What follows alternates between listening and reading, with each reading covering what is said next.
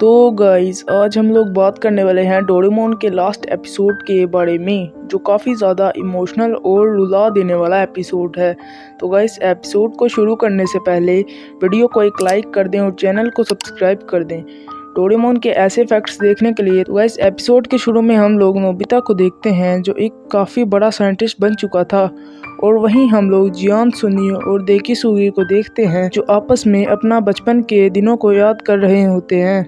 तभी जियान कहता है कि नोबिता तो अब विदेश से वापस आ चुका होगा, हमें उसे कॉल करनी चाहिए। तभी देखिसुगी कहता है कि तुम्हें डोरेमोन तो याद है। तभी सुनियो कहता है कि बचपन के दिनों को भुला देना आसान काम नहीं। तभी जियान गुस्से में आ जाता है और कहता है ये झटकेदार था। और जियान कहता है कि हम सब दोस्त हैं, क्या हम सब एक दूसरे के लिए अपनी जान को खतरे में नहीं डाल सकते।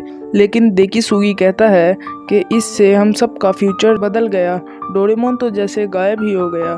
तो गाइस आगे हम नोबिता के घर को देखते हैं और नोबिता डोरेमोन से कहता है, डोरेमोन मुझे वो गैजेट दो जो तुमने उस दिन दिया था। लेकिन तभी वो देखता है कि डोरेमोन कोई भी हरकत नहीं कर रहा था। तभी नोबिता ये देखकर गुस्सा हो जाता है और डोरेमोन से कहता है कुछ तो बोलो। लेकिन तभी डोरेमोन नीचे गिर जाता है। ये देखकर नोबिता काफ़ी ज़्यादा परेशान हो जाता है। तभी वो डोरेमी से बात करता है और उसे बताता है कि डोरेमोन कोई हरकत नहीं कर रहा है।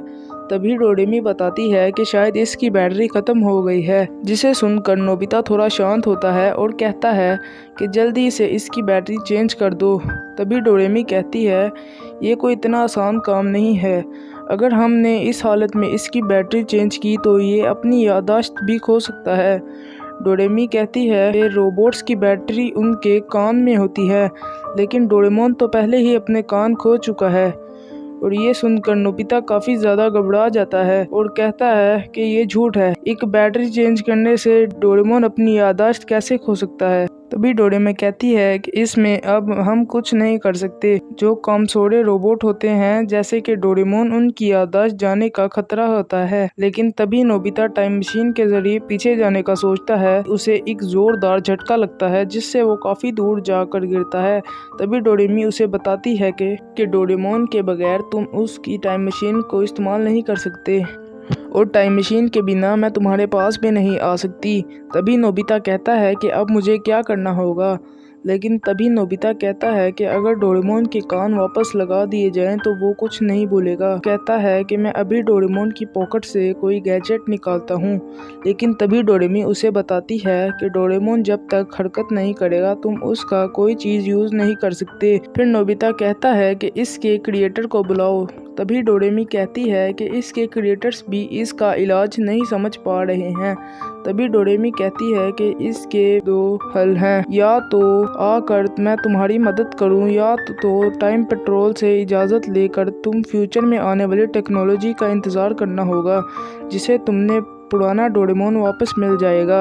ये सुनकर नोबिता काफ़ी ज़्यादा उदास हो जाता है और तभी उसकी मोम आवाज़ देती है कि नोबिता, डोरेमोन खाना तैयार है। नोबिता के डैड पूछते हैं कि डोरेमोन और नोबिता किधर हैं, और वहाँ नोबिता को देखते हैं जो अपने पुराने वक्त को याद कर रहा होता है। कहता है कि डोरेमोन, तुम्हारे साथ मेरा बहुत अच्छा वक्त गुजरा है। जब मैं नाराज़ होता था तो तुम मुझे मना लेते थे, हम दोनों आपस में बहुत मज़े करते थे। वो पल को याद करके नोबिता रोने लगता है। और कुछ सालों के बाद हम नोबिता को देखते हैं जो बोर्ड में अपना रिजल्ट देख रहा होता है। उसने देखा इस दफ़ा भी उसने टॉप किया था। तभी वहाँ देखिसुगी और शिजुका आ जाते हैं, जो नोबिता को बधाई देने लगते हैं, तुमने इस दफ़ा भी पूरे कॉलेज में टॉप किया है। तभी नोबिता कहता है कि तुम लोगों का शुक्रिया। तभी शिजुका नोबिता से कहती है कि हमें पुराने वक्तों को भुलाकर सेलिब्रेट करना चाहिए। लेकिन तभी नोबिता कहता है कि तुम सब का शुक्रिया, लेकिन मार्क्स से मुझे कोई मतलब नहीं, मुझे नॉलेज से मतलब है, और मैंने अभी बहुत नॉलेज हासिल करना है। ये कहकर वो वहाँ से जाने लगता है। तभी शिजुका देखिसुगी से कहती है कि मैं नोबिता को इस हाल में अकेले नहीं छोड़ सकती, मैं उसके साथ जा रही हूँ।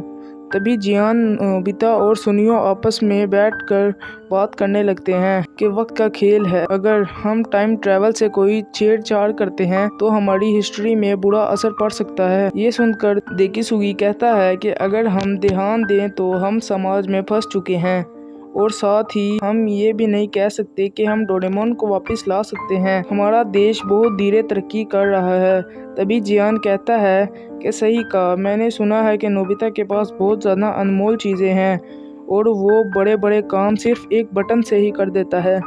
तभी डेकिसुगी कहता है कि हमने अपनी लाइफ में काफ़ी ज़्यादा स्ट्रगल की है और कहता है कि चलो मैं तुम्हें एक सीक्रेट चीज़ बताता हूँ, और कहता है कि अगर आज रात हमारा इन्वेस्टिगेशन सही रहा तो पूरा समाज बदल जाएगा, लेकिन इसमें बहुत ज़्यादा खतरा है जिससे हमारी पूरी हिस्ट्री बदल सकती है। लेकिन अगर हमारा ये इन्वेंशन कामयाब रहा तो हमारा आने वाला फ्यूचर बदल जाएगा। तभी जियान कहता है कि तुम किस इंजीनियर की बात कर रहे हो। तभी सुनियो कहता है कि मैं समझता हूँ कि तुम किस इंजीनियर की बात कर रहे हो, और डेकिसुगी कहता है कि ये सब वक्त का खेल है। तभी हम शिजुका को देखते हैं जो नोबिता को बुला रही होती है। नोबिता उसे एक कमरे से आवाज़ देता है और शिजुका कहती है कि आपने तो इस कमरे में आने से मना किया था कि ये कमरा बहुत ज़्यादा खतरनाक है। तभी वो उस कमरे में डोरेमोन को एक जगह जमा देखती है और काफ़ी ज़्यादा उदास हो जाती है। नोबिता के पास आती है जो एक सिस्टम एक्टिवेट कर रहा था।